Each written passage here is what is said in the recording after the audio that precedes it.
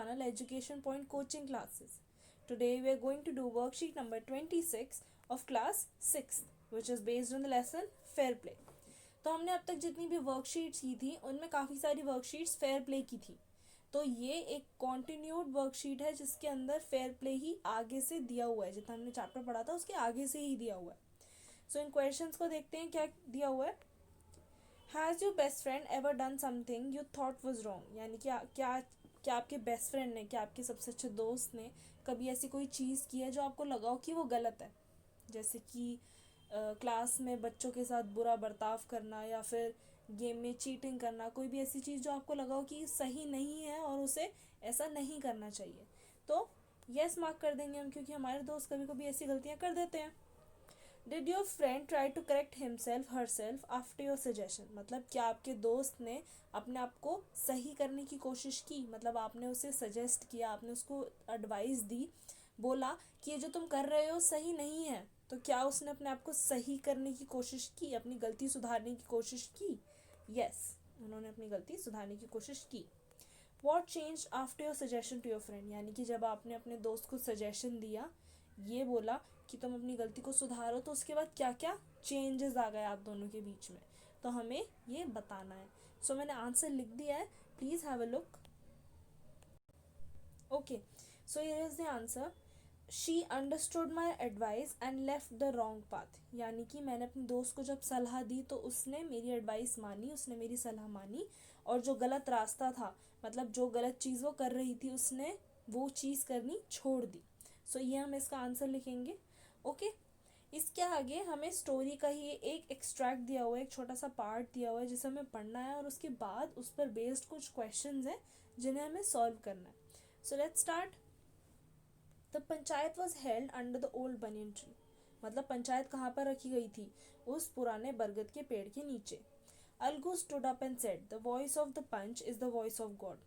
अलगू खड़ा हुआ और उसने क्या बोला कि पंच की जो आवाज़ होती है, जो पंच कहता है, वो हम उतना ही मानते हैं, उसका उतना ही सम्मान किया जाता है जितनी भगवान की बात का सम्मान किया जाता है.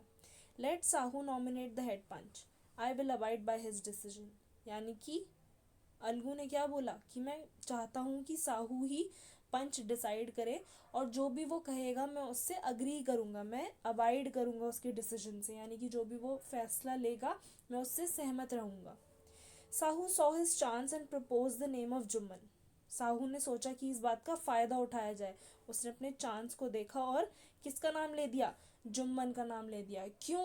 क्योंकि जुम्मन और अलगू की बहुत बुरी लड़ाई हुई हुई थी, दोनों के बीच में एक एनिमिटी थी, अब एक दुश्मनी थी.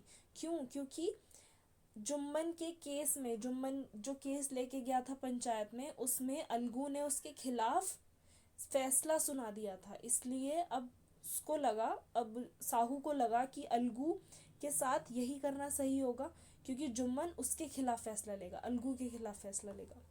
अलगूज हार्ट सैंक एंड ही टर्न पेल, मतलब कि अलगू का दिल बैठ गया, वो पीला पड़ गया. टर्न पेल का क्या मतलब होता है, पीले पड़ जाना. क्यों?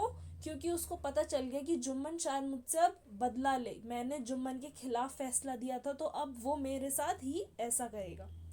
But what could he do, मतलब वो कर भी क्या सकता था. क्यों कुछ नहीं कर सकता था, क्योंकि वो ऑलरेडी बोल चुका था कि जो भी साहू कहेगा मैं उसी के फैसले पर टिका रहूँगा, मैं उसके डिसीजन से अबाइड करूँगा. The moment Jumman became head punch, he realized his responsibility and judge and the dignity of his office. यानी कि जैसे ही जुम्मन को पंच बनाया गया, जैसे ही साहू ने बोला कि जुम्मन पंच बन जाएगा, तो उसे अपनी रिस्पॉन्सिबिलिटी का एहसास हुआ. उसे पता चला कि जब वो पंच बना है तो उस पर कुछ ड्यूटीज़ हैं, उसकी कुछ ड्यूटीज़ हैं, उस पर कुछ रिस्पॉन्सिबिलिटीज़ हैं जिन्हें उसे निभाना होगा, जिनकी कद्र करते हुए उसे आगे बढ़ना होगा, चीज़ों को सोच समझ के उसे आगे फैसले सुनाने होंगे. Could he, seated at that high place, have his revenge now, यानी कि अब एक बार जब वो सरपंच बन गया था, वो पंच बन गया था, तो क्या वो अब अपना बदला ले सकता था. मतलब क्या जो वो बदला लेना चाहता था अलगू से, क्या ये सही वक्त था उस बदले को लेने का.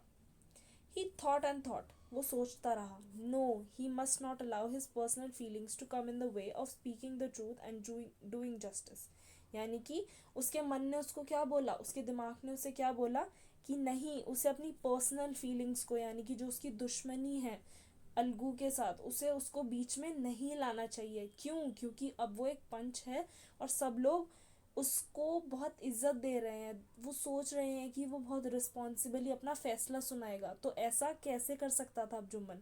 उसको एहसास हुआ कि उसको सच बोलना चाहिए और जस्टिस करना चाहिए, उसको न्याय करना चाहिए। जब लोग उस पर भरोसा कर रहे हैं, उसको सरपंच बना रहे हैं, तो उसे भी एक अच्छा फैसला सुनाना चाहिए। Both Algu and Sahu stated there case, मतलब अलगू और साहू दोनों ने अपना केस पूरी विलेज को सुनाया, सरपंच को सुनाया, पंचायत को सुनाया और सबके सामने अपनी बात रखी। They were cross examined and the case was considered deeply. Cross examine करने का मतलब होता है उनसे सवाल पूछे गए कि क्या हुआ, क्यों हुआ, कैसे हुआ, और उनकी जो केस था उसको कंसिडर किया गया, उसके बारे में सोचा गया deeply. Then Jumman stood up and announced. Jumman खड़ा हुआ और उसने क्या अनाउंस किया, मतलब उसने क्या फैसला सुनाया। It is our opinion that Sahu should pay Algu the price of the bullock. यानी कि ये हमारा ओपिनियन है, ये हमारा फैसला है, हम ये मानते हैं कि साहू को अलगू के पैसे चुका देने चाहिए। साहू ने अलगू से उसके बैल खरीदे थे। अब अलगू को तो नहीं पता था कि बैल मर जाएंगे, उसने तो अपने बैल बेच दिए थे। जब साहू ने वो बैल खरीदे तो वो बैल उसके हो गए थे, इसलिए अब उसे उसके पैसे लौटा देने चाहिए। When Sahu bought the bullock, it suffered from no disability or disease.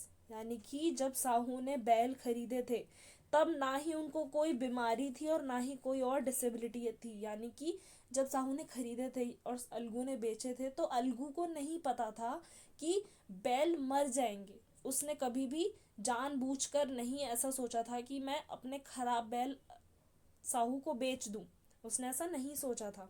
The death of the bullock was unfortunate, यानी कि जो बैल की मौत हुई वो अनफॉर्चुनेट थी, मतलब किसी ने सोचा नहीं था और वो बहुत फॉर्चुनेट चीज़ नहीं थी, बहुत खुशी की बात नहीं थी, बहुत भाग्यशाली बात नहीं थी। बट अलगू के not be blame for it, यानी कि इसमें अलगू की कोई गलती नहीं है। मतलब उसे भी नहीं पता था कि बैल मर जाएंगे, उसने तो साहू को बेचा था लेकिन उसको नहीं पता था कि उसका बैल मर जाएगा। Algu could not contain his feelings. अब अलगू जो था वो तो बिल्कुल रोने की हालत हो गई थी उसकी, क्योंकि उसको लगा था कि जुम्मन उसके खिलाफ फैसला सुनाएगा, लेकिन जुम्मन ने उसको सपोर्ट किया था, जुम्मन ने सच का साथ दिया था। क्यों सच का साथ दिया था? क्योंकि इसमें अलगू की तो कोई गलती नहीं थी कि उसका बैल मर गया था। साहू को उसके पैसे देने चाहिए। क्यों? क्योंकि अलगू के पास ना अब उसके बैल बचे हैं और ना ही उसके पास पैसे हैं, तो वो अपना घर कैसे चलाएगा, अपना गुजारा कैसे करेगा, इसलिए साहू को उसके पैसे लौटा देने चाहिए। He stood up and said loudly over and over again. कौन खड़ा हुआ और बोलने लगा? अलगू। अलगू खड़ा हुआ और बोलने लगा, विक्ट्री टू द पंचायत, यानी कि किसकी जीत हुई? पंचायत की जीत हुई। मतलब मेरी जीत नहीं हुई, अलगू की जीत नहीं हुई, किसकी जीत हुई है? पंचायत की जीत हुई है। पंचायत ने एक बार फिर एक सही फैसला सुनाया है। दिस इज जस्टिस, यही न्याय है। God lives in the voice of the panchayat panch, यानी कि जो पंच बोलता है वो भगवान की आवाज़ होती है। भगवान पंच से बुलवाते हैं, सच हर किसी के लिए न्याय ही करवाते हैं। Soon after Jumman came to Algu. कुछ ही समय बाद जुम्मन अलगू के पास आया। एम्ब्रेस्ड हिम एंड सेड, यानी कि उससे बात करी उसने।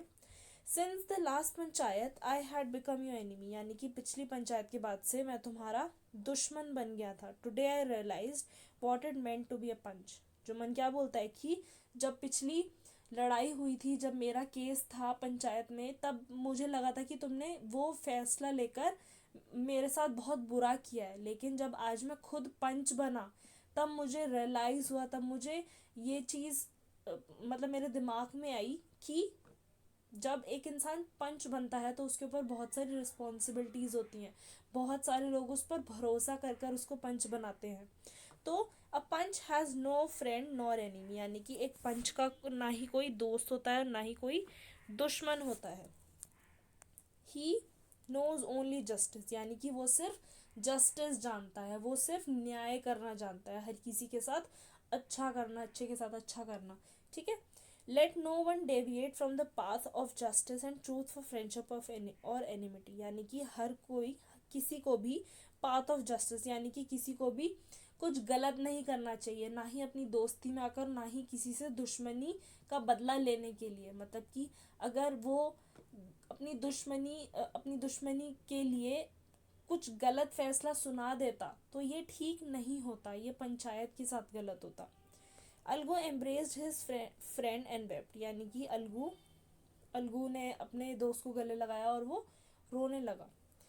And his tears washed away all the dirt of misunderstanding between them, यानी कि जो दोनों के आंसू थे, मतलब अलगू के जो आंसू थे, उन्होंने उन दोनों के बीच की मिसअंडरस्टैंडिंग जो थी, जो दोनों के बीच का मतभेद था और लड़ाई थी, उसको ख़त्म कर दिया उसके आंसू ने। यानी कि दोनों के बीच में अब सुलह हो गई, या फिर दोनों के बीच में अब बात होने लगी, वो दोनों दोबारा से दोस्त बन गए।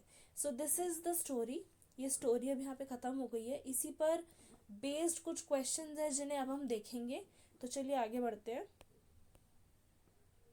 तो हमें एक क्वेश्चन दिया हुआ है जिसे हमें उस पैसेज के हिसाब से फिल इन करना है। क्या करना है इसके अंदर, on the basis of your reading of the passage write true और false for the following statements, यानी कि हमें कुछ स्टेटमेंट्स दी हुई हैं यहाँ पर, जिनके आगे हमें ट्रू या फिर फॉल्स लिखना है। हमें बताना है कि ये जो कहा जा रहा है ये बात सच है या फिर गलत है। ठीक है, तो पहला पढ़ते हैं। Sahu saw his chance and propose the name of Jumman as the head panch, यानी कि साहू ने अपना मौका देखा और जुम्मन का नाम हेड पंच के लिए दे दिया, यानी कि उसने बोल दिया कि जुम्मन को हेड पंच बनाया जाए। तो क्या ऐसा हुआ था? जी बिल्कुल ऐसा ही हुआ था। तो आप यहाँ पे ट्रू लिख देंगे। Jumman announce that Sahu should not pay Algu the price of the bullock, Jumman ने क्या अनाउंस किया कि साहू को अलगू को पैसे देने की ज़रूरत नहीं है। कैसा हुआ था? नहीं, ऐसा नहीं हुआ था, बल्कि जुम्मन ने तो कहा था कि हाँ साहू को पैसे दे देने चाहिए। तो यहाँ पे हम लिखेंगे false. Okay. Third, a panch knows only justice and no friends or a friend, no enemy और अ फ्रेंड, यानी कि पंच जो है वो सिर्फ न्याय जानता है, वो सिर्फ जस्टिस जानता है, ना ही कोई दोस्त जानता है और ना ही कोई दुश्मन जानता है। ठीक है, तो हम यहाँ पे क्या लिखेंगे? True. Okay. Fourth, Jumman realised his responsibility as a जज once he became head panch, यानी कि जुम्मन को अपनी रिस्पॉन्सिबिलिटी, उसे अपनी जो लोगों ने उसके ऊपर भरोसा किया था, तो उसको रियलाइज़ हुआ कि उसकी कुछ ड्यूटीज़ हैं, उसके कुछ कर्तव्य हैं जो उसको निभाने हैं अगर वो हेड पंच बन गया है। तो कैसा हुआ था? बिल्कुल हुआ था, लिख देंगे true. Algu and Jumman embraced each other at the end of the story, यानी कि जुम्मन और अलगू के बीच में दोस्ती हो गई क्या आखिरी में, स्टोरी के आखिर में? तो जी बिल्कुल हो गई। क्या लिखेंगे? True. So this is our question. यहाँ पर हमारी वर्कशीट ख़त्म होती है। अगर आपको ये वीडियो पसंद आई हो तो प्लीज़ लाइक कर दीजिए, सब्सक्राइब कर दीजिए और प्लीज़ शेयर कर दीजिए। Thank you.